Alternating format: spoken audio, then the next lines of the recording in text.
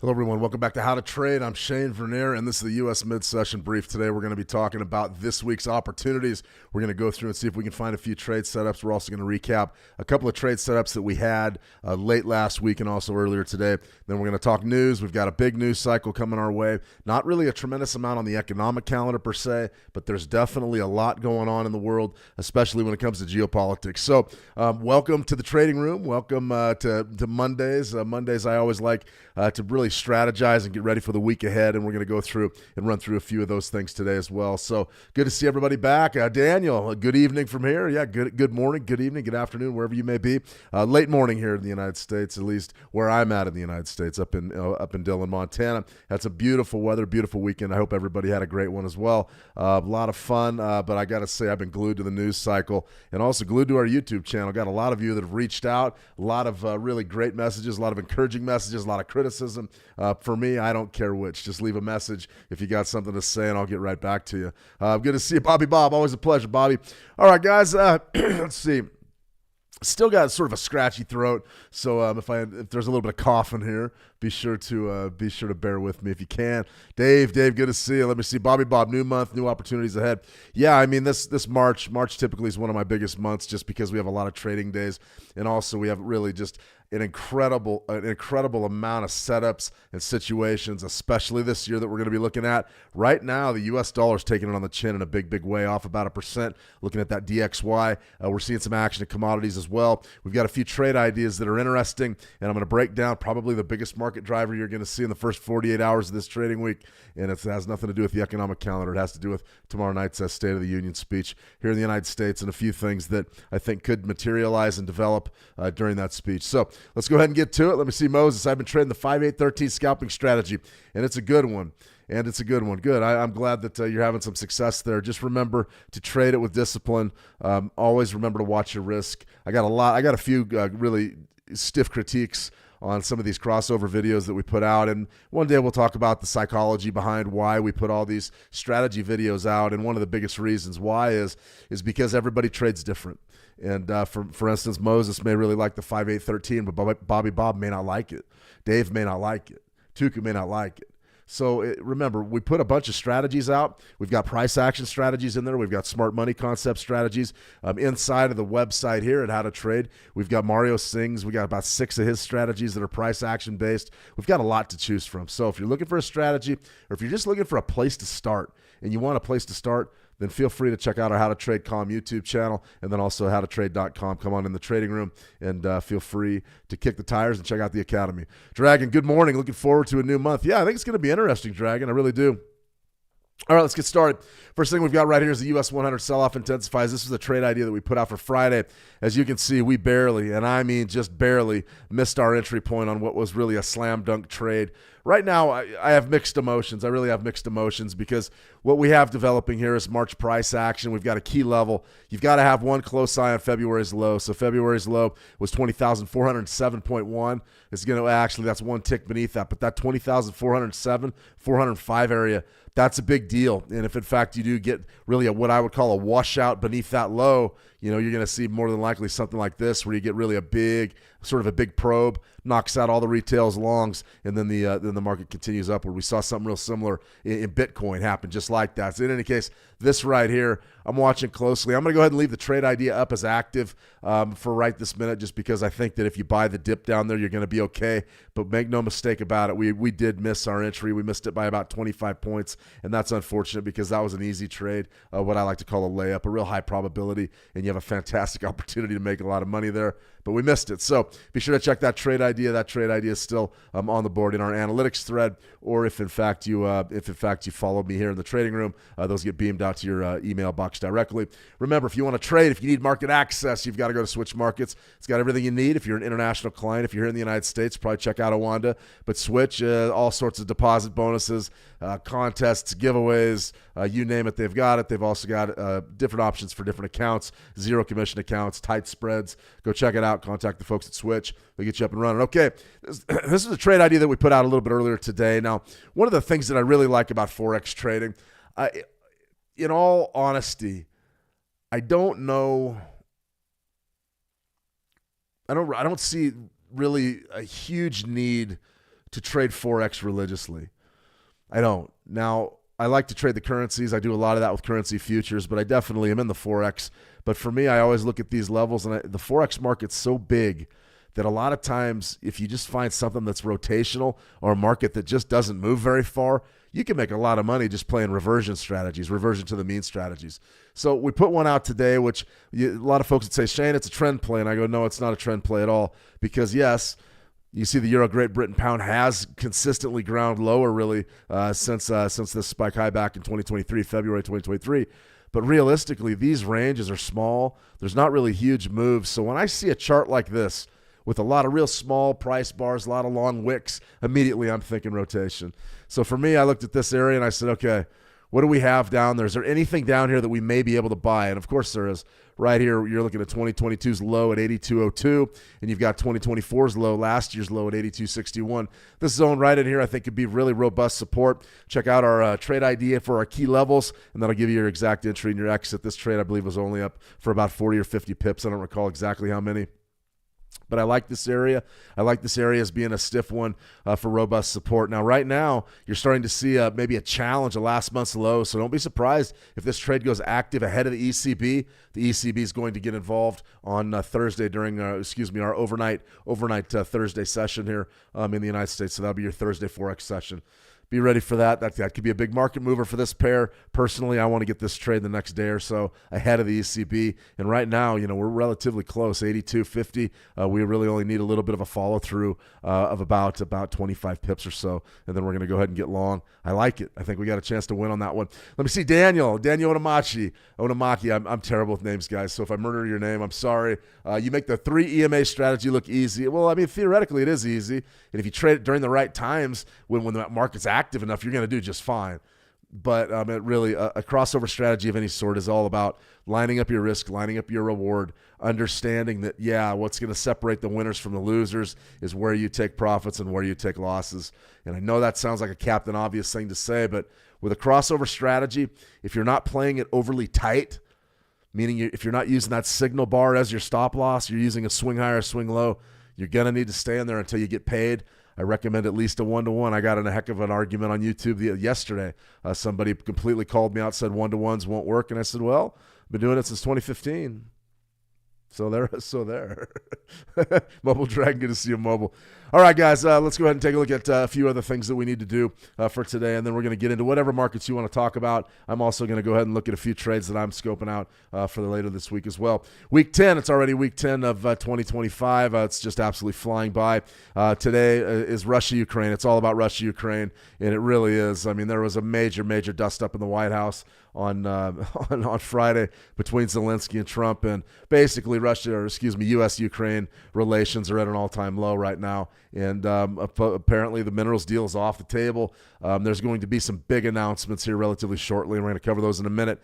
Those could absolutely send your markets tumbling, reeling. Absolutely reeling. So Russia-Ukraine is the number one market driver today. Tuesday is going to be quiet. Now, Tuesday, we don't have really any economic events out, but Tuesday night, you've got Trump's State of the Union address. We're going to talk about that in a minute because I believe that there's a chance that he might announce that the United States is leaving NATO and the United Nations. I think it's very, very, very, very possible. And we have a few reasons to think that. I'll go over those in just a second. Let me see you. Mobile Dragon, can you please show me how to use the Fibonacci retracement? Yeah, we'll go over that in just a second. But one of my favorites, relatively simple. We got some videos in the academy here in how to trade. So go on in there, check out the Fibonacci Counterpunch series. That's my personal strategy, and it's one that I've been doing for an awful long time. Let me see. I know it's used to mark key levels, but I'm a bit confused. Yeah, that's okay. We'll get in there and show you exactly what to do. I do want to point out sort of a breaking news trade idea, though, right now. You've got the Kiwi. You've got the Kiwi USD. You've got this 920 crossover I know most of you are familiar with. This is a nice setup here. This would be an opportunity that I'd be looking for maybe later today, potentially going into that Asia-Pacific session. So something like this, 30-minute chart.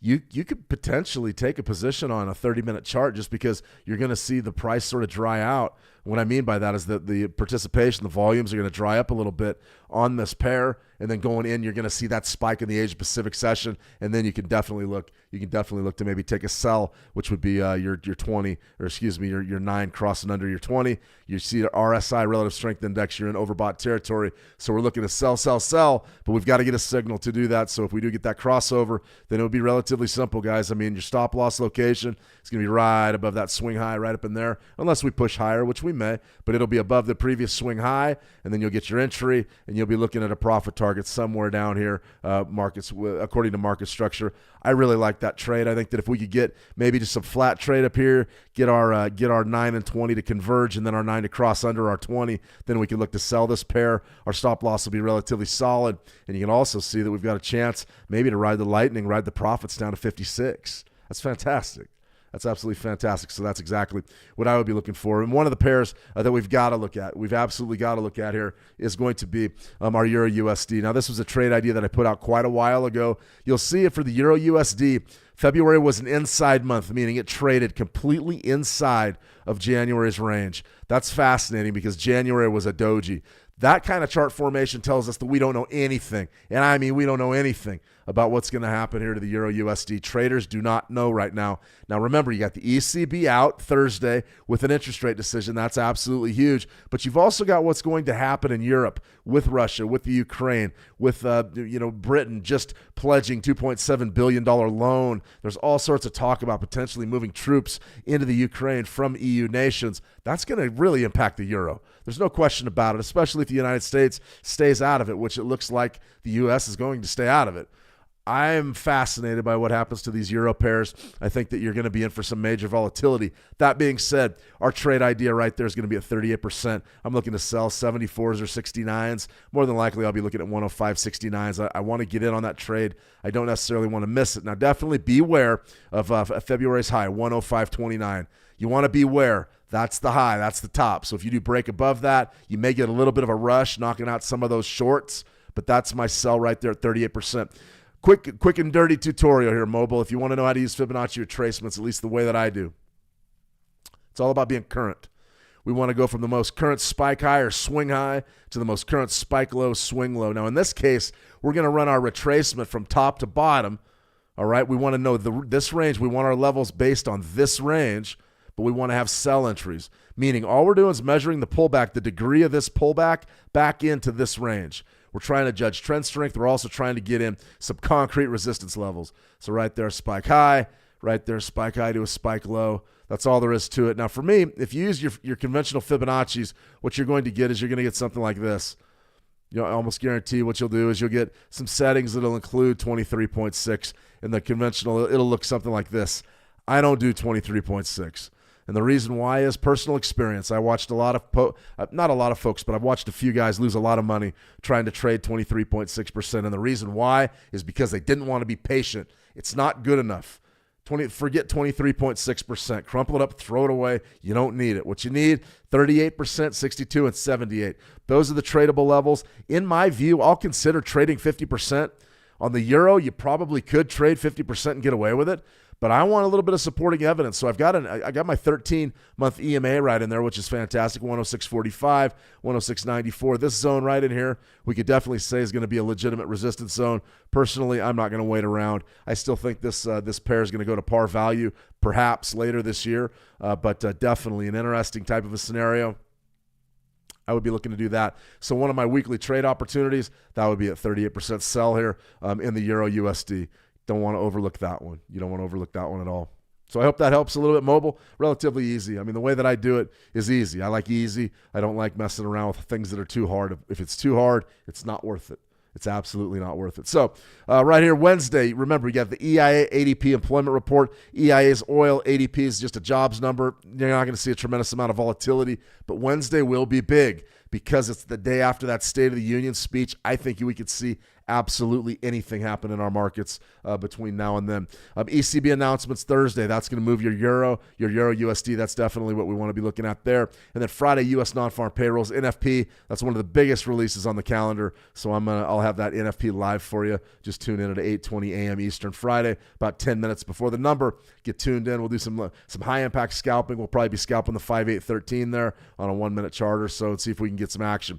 Mondays are great for game planning. We don't usually get many viewers on a Monday. We don't usually get a lot of enthusiasm on a Monday. And the reason why is Mondays aren't necessarily the best days to trade. Over the years, I've taken some lumps on Mondays. And when I take a lump on a Monday, I have to make all that money back and then some before I can walk away Friday with my monthly wages, or excuse me, my weekly wages. So today is a unique day because number one, it is the first trading day of March. So you're going to see institutional participation as they balance the ledgers. Number two, you're going to see a lot of options action as well. Number three, what else is indicative of a first day of a month, first trading day of a month? Typically, they're sparsely populated on the economic calendar. It's weird the way that works out. Usually the first day of the month, a little bit dull. In any case, we're looking at institutions to move the markets according to their time-based strategies. We're also looking at our economic calendar, and there's not much there. All this falls on a Monday. It's a pretty good day to game plan. I know those of you that have been with me, not really excited about game plan and want to get in there and trade, but realistically, today is a great day to game plan and look for opportunities later in the week. We've already spotted an opportunity in the Euro Great Britain Pound, the Euro USD. We're looking at a swing trade in the Kiwi, and also our US 100 trade looks like it's coming into view. So what can we really do today, right now? This is what I recommend. I recommend trade to the positive. That means take smaller profits than maybe you normally would.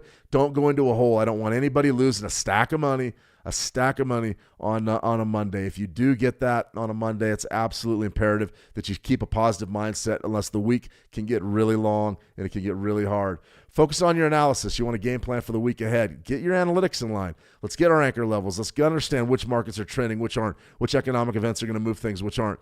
And then let's generate some momentum. There's nothing wrong with taking a small profit today. Now, on Fridays, No Donation Friday, we take some money home with us to preserve momentum. On Monday, it's time to get it started. It's like starting your lawnmower. You're pulling the crank, trying to get the thing going. And once we get going and we hit our stride Wednesday, Thursday, that's when we're looking to make a lot of our money. Tuesday, Wednesday, Thursday. Today, it's all about getting out of the starting blocks clean and not falling flat on our face. All right, now that we understand that, I think that it's important we go over what is driving the markets right now. Now, a lot of folks, they don't really believe in fundamentals. They don't believe in geopolitics. I will tell you right now that this was a major event. This is one of the things that I've been watching these pressers for a long, long time. I've never seen one that heated between foreign leaders. We can talk about, the sort of Trump's perspective. We could talk about Zelensky's perspective. The bottom line is this. Going into that meeting, there was a deal in place. There is no longer a deal in place. And late last week, you pretty much heard me say, yeah, we're going to have a peace deal here relatively soon, or at least a ceasefire. And it just isn't going to happen anytime soon. What we had really was a major falling out. We had something that I've never seen. To be honest with you, I've never seen a visiting dignitary really of any sort speak over a U.S. president. I've also haven't seen a U.S. president and a vice president both speak to the same dignitary at the same time. And I've also never seen a U.S. president get as hot as Trump did. He was upset. He was upset because Zelensky had basically canceled the deal that they had in principle. They had an agreement in principle, and it was canceled supposedly for the third time in 2 weeks.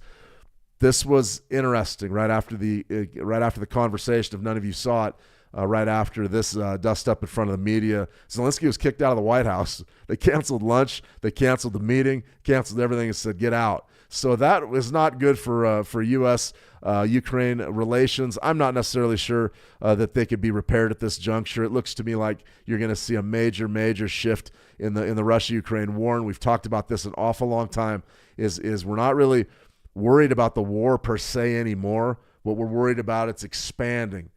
Now, we knew a few things, that if the war ended, what would happen to some of our commodity prices. We'd see more natural gas on the market. You'd see more crude oil. Those would be bearish for energies. You could also see more wheat out of that Black Sea region. We're not going to get that. It doesn't look like either. There are deals in place to keep production of those things flowing, but it's not like it would be if there was a state of peace or a deal. This right here, probably one of the biggest geopolitical events we've seen in a very long time. A very, very long time. So it doesn't really matter what you think about it. It's all about finding out the market drivers. And the reason why I went into detail on all that and brought it up is because tomorrow night's going to be serious. It's going to be a very serious State of the Union speech from Donald Trump to the United States Congress and the United States people. I will go on record right now as saying anything can happen. And I mean anything can happen. No kidding. Anything can happen. Part of me really believes that Trump's going to announce that he's exiting NATO tomorrow. I think that could definitely be the case. Now, what does that do on a broader scale? What does that do to our markets? It's going to throw a big monkey wrench in a lot of things. You're going to see sell-offs across the board because there's going to be real panic that you'll see a hot war develop between Europe, Western Europe, and Russia in the Ukraine. Now, as of yet, it's just been Ukraine and Russia knocking heads. There's been talk of peacekeeping forces going in. I can tell you that peacekeeping forces typically aren't peacekeeping. They're there to serve in some capacity or another militarily. So I don't know what's going to happen here. I'm not optimistic. I think that the deals are off the table right now. The minerals deal that the United States was going to sign with the Ukraine. If you know Donald Trump and they were insulted after that meeting, and as soon as they get insulted about anything, it's off, at least at the terms that they were going to sign. Now, I have no doubt that Trump will come up with a new deal, no doubt at all, but it will be a lot different than the one that they've been pitching. So I don't know that the U.S.-Ukraine situation, the tensions are frayed, and I think that you're going to see some major developments here in the next 48 hours. We've already seen some over the weekend. I'll talk about those in a minute. Gold. In a nutshell, that's why gold's up 1%. People are worried. There's a lot of angst out there in the market right now. You're seeing stocks coming off. I won't say in a huge way, but they're definitely coming off now. You're starting to see the pressure of this geopolitical situation manifest itself in pricing. The bidders just aren't there. Saw a big rally Friday after the speech toward the close. So there's a lot going on here, and nobody can really unpack it. It doesn't really matter what side of the fence you're on. It matters, are we bullish, are we bearish? One thing we do know that gold is a safe haven, and at any time there's uncertainty, gold goes up. It's that simple. So right here you can see our gold trade. We still have a trade idea. Be sure to check out our analytics thread or your email box. We're still looking to scalp and sell right in front of 3,000 there. As far as my macro levels go, nice spike low, nice spike high right there, and you could definitely have a pullback trade around 28. We're not going to get that anytime soon, but potentially I definitely would want to buy pullbacks, but how can we get long right now? Now remember, just because we have Fibonacci's doesn't mean we can't do other things. Okay, right here's our Kiwi. You can see our Kiwi trade's already starting to begin to set up. What about gold? Let's go 920 RSI confirmation with gold.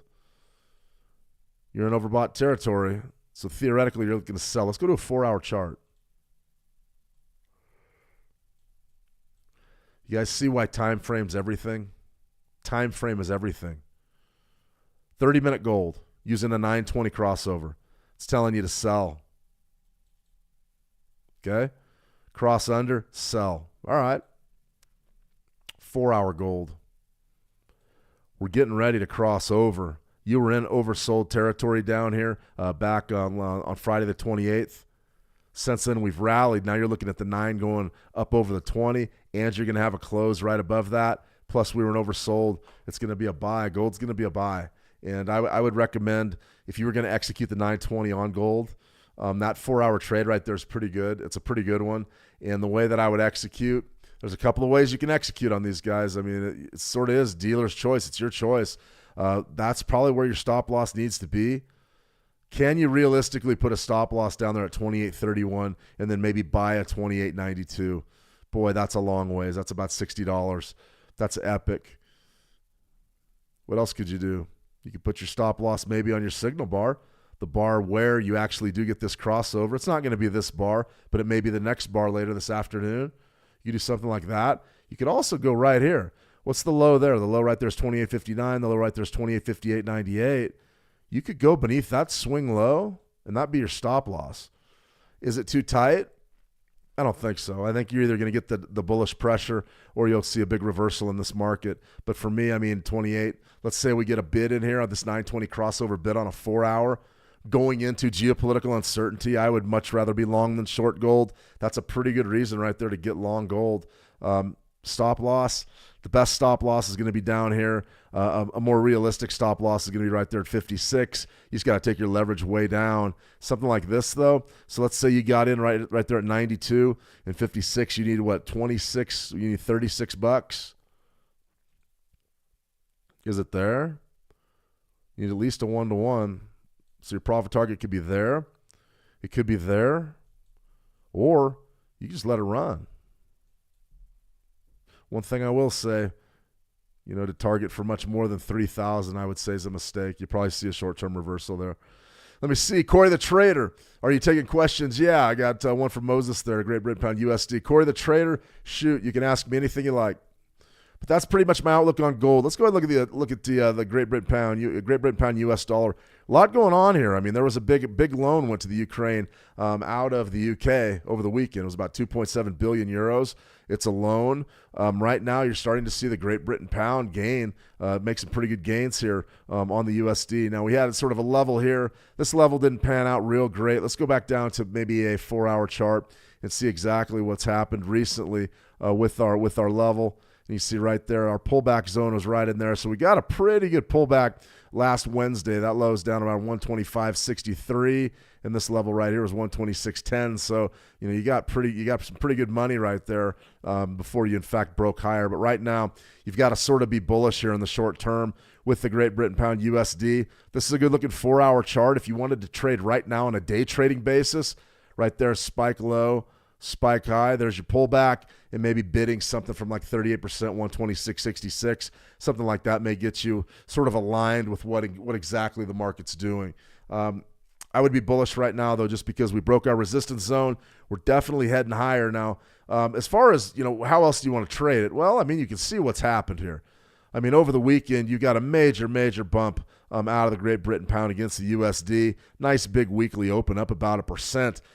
My biggest thing that I would be focused on, if I wasn't going to buy pullbacks on short time frame, I would just be looking to wait for that long-term zone right in there. Right in there, 129.24 would be my sell. I really like that level probably for later this week, back into our golden zone. But I do want to check one other thing here, so just bear with me. Pullback buys, of course, you'd want to pull back buy from there. Let's go down to a daily. What I'm looking for is convergence in the levels. A lot of times on these different time frames, you'll get key levels that converge, and I would love to get convergence with, say, a daily retracement zone and that area that was so good to us as topside resistance. And you do have one. So, I mean, if you got to pull back from current levels, maybe back down to 126.19, I would definitely be advising a bid from that zone. Somewhere right in there, I think you could probably do very well from there. But all in all, if I'm looking at the Great Britain pound right now, I'm bullish. Understand you have a 50% retracement, a macro up there at 127.68.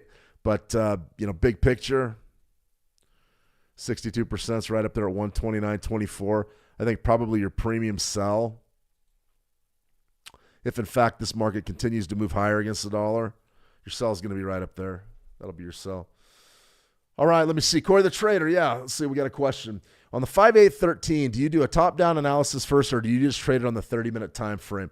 Okay, we got a question for the Dollar Cat as well. Well, Corey, in the video, I traded it on the 30-minute time frame, and the reason why I wanted to do that is I wanted to show exactly how the strategy worked. And if we get into 1-minute time frames right away, it's kind of tough to understand what we're looking for. That 30-minute example that I gave you in the video, that's exactly what we want to do. That's what we want to do. Now, would I trade a 30-minute chart? Probably not. My Forex pairs, let's go ahead and pull up my 5-8-13 template here and we'll have a look. But my Forex pairs, I like this gold trade right here. This 920 crossover could be very nice. Let's go ahead and pull up my template. Okay, so here's the 5-8-13. Now, if I'm looking to trade this, the number one thing that I have to avoid at all costs, and I mean at all costs, is flat markets. Because when we get into flat markets, we get faked out. Right here's a prime example of that. Right there would have been your short. That would have been your short. There's your reversal, and it would have blown up in your face, and there you would have been long, and now what? It would have been really difficult. So if you're going to trade a real compressed time frame, like a 5-minute, you're going to have to target this when you need to be doing it. And that's going to be your London-New York overlap, especially for gold and Forex pairs. So right in here, I typically start trading gold futures somewhere right around 6 a.m. My time's about 8 a.m. Eastern. You'll see the action really picks up. That's going to give you a better chance of getting in on a move. Now, I'm not just saying that because we have, a winning trade right there. And let's go ahead and ignore our confirmation right now. But if, in fact, we were going to look to trade this gold, how could we do it? The number one thing we've got to do is understand that we've got to be trading it when we need to be trading it. So right here, 6 a.m., right during that London-New York overlap, that would have been your sell. That would have been your crossover. That would have been your sell. You got a pretty good move out of that. For a 5-minute chart, stop loss would have been here. Then what happens? Market flattens out, sort of whipsaws sideways, and then what do you have right here? You have another crossover. Price is above all three. You're going to buy it. So what happens? You immediately get a reversal, but you don't get stopped out. Not if you did the signal bar right there or even right there. That would be your stop out. You made it, and then you get in on the epic runner, which is what this strategy is all about. If you're going to go to, say, a 5-minute chart, you've got to know when to do it. And Russia, U.S., or Russia, I got Russia on the brain. London, U.S. overlaps when you do it, especially on a 5 or a 15-minute chart. I've heard a lot of folks love the 15-minute chart. That's great. I have no problem with 15 minutes. The reason why I focused on 30-minute charts is because they're cleaner. Not a 45-minute, but a 30-minute. So right here, take a look at our 30-minute chart for today. London, U.S. overlap. That's the London Open. So if you're trading a 30-minute chart right there on the London Open, you caught the move for the day. It's a great day trading move. If you want to scalp, then you just take it down to a 5-minute, 5-minute, 15-minute, something like that, especially on something like gold. But you have to be in there when everybody's trading it, and that's during the London U.S. overlap. So that's going to be that area where about an hour and a half or an hour before the traditional U.S. Open, that London session's already going strong. And then you sort of shut it down after about 11 o'clock Eastern. You want to make sure that you're not sitting around where you only have half of the volume in the market. That's incredibly important for not only gold, but Forex pairs. Now, if you want to trade gold 24 hours, then you just adjust your time frame and you step back to a 4-hour chart, and you can see all roads sort of lead towards being long gold right now. Right there's going to be your crossover. There's your close. Your close is going to be right up there. Is this a better trade than what we just looked at on our 920? Potentially. It gets us in right now. That would be your stop loss. It's not a bad trade. Not a bad trade at all. You'll get the bar close above all three moving averages. You'll get the crossover right there. And essentially what you're doing is you're buying and you're looking to make that run, really make that run towards 3,000, which, could definitely happen. Could definitely happen. All right, I got one more question. I hope that helps, Corey. Do I do a top down? I always do a top down, but if you're going to trade the 5-8-13, pick your time frame. Your time frame, the shorter the time frame you go to, the more active the market needs to be. So if you're going to trade a 1 minute, you need to probably be doing it right after a news event because we need movement. We need volatility. Now, as far as top down, if I'm using a crossover strategy, I probably am not looking at as much fundamental data as I would be using my Fibonacci's. And the reason why is sort of makes its own gravy. I mean, it's a technical system. That's what it is. But I would be aware of my economic calendars. For instance, I know that if I take a gold position right now, I've got the State of the Union, I've got Russia, Ukraine. Those are going to be the biggest things that I need to be watching. And I also have NFP Friday. I know if I'm going to take a euro trade, I've got the ECB's acting Thursday. So you need to know those things ahead of time. So definitely you want to do that. So does this work on the Asian session? Well, I mean, what I would say, Corey, is just give it a shot. Grab a. I would recommend a larger time frame if you're going to trade the dollar yen maybe. Or if you're going to trade the yen pairs during the Asia session, you can start with a 30-minute. You can start with a 30-minute chart right around that Tokyo Open. I probably would back it off to a 4-hour chart and be trading it similar to what we're doing here with gold. I mean, you see right there the 5-8-13. You're almost working a sell signal here. You're almost working a sell. That's not too bad either. RSI is no real help here. Right there. Could be done. This crossover will develop. You get a bar close beneath all three. That's the short.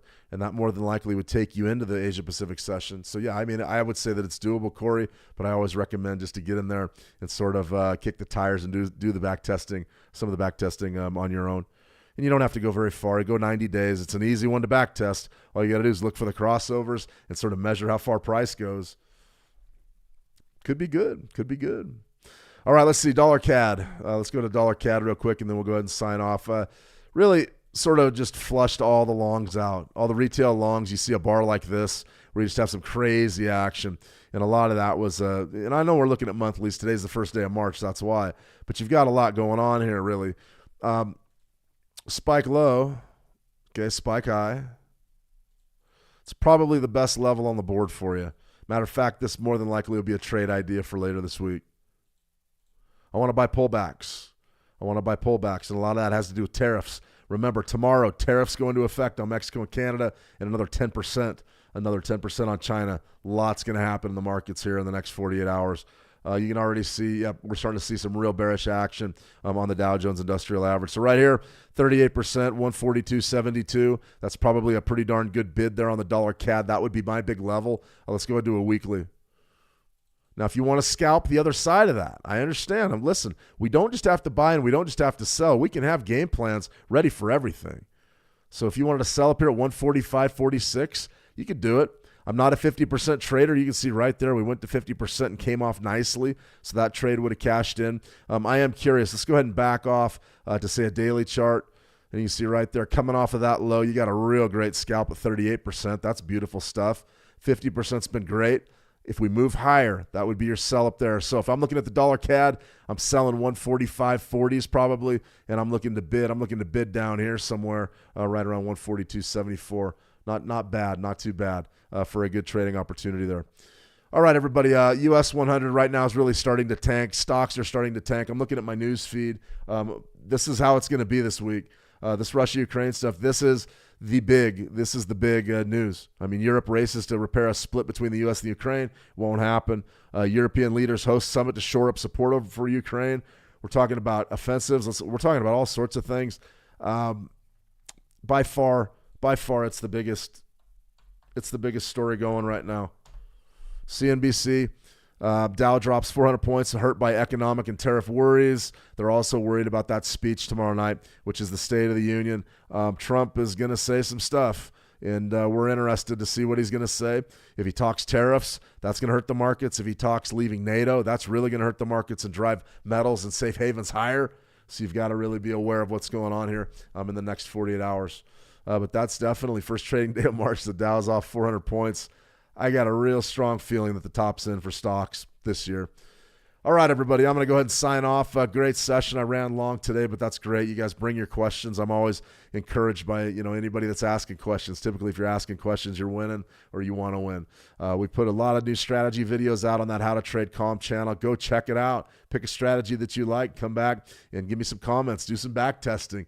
Do a little bit of legwork on it yourself. See what you think about it. Kick the tires. As I like to say, take it out, kick the tires. Tomorrow, we're going to have another YouTube video dropping on our How to Trade Calm channel, and it's all about Grok 3 and how to code your indicators on TradingView using Grok 3. Had a lot of fun making the video, so you guys go ahead and check that out at your leisure. All right, everybody, that's a wrap. We found a lot of opportunities this week. We put a lot of trade ideas out in the last 35 minutes. What did we put, 7 or 8 of them out? So these markets are going to be crazy. Be ready. Buckle up. One eye on the news, one eye on your charts, and just be nimble. Just be ready to get in and out of positions because these announcements are historic that we're seeing right now. They're historic. That's a wrap, guys. Have a fantastic trading day. Trade the action well, and we'll talk soon. See ya.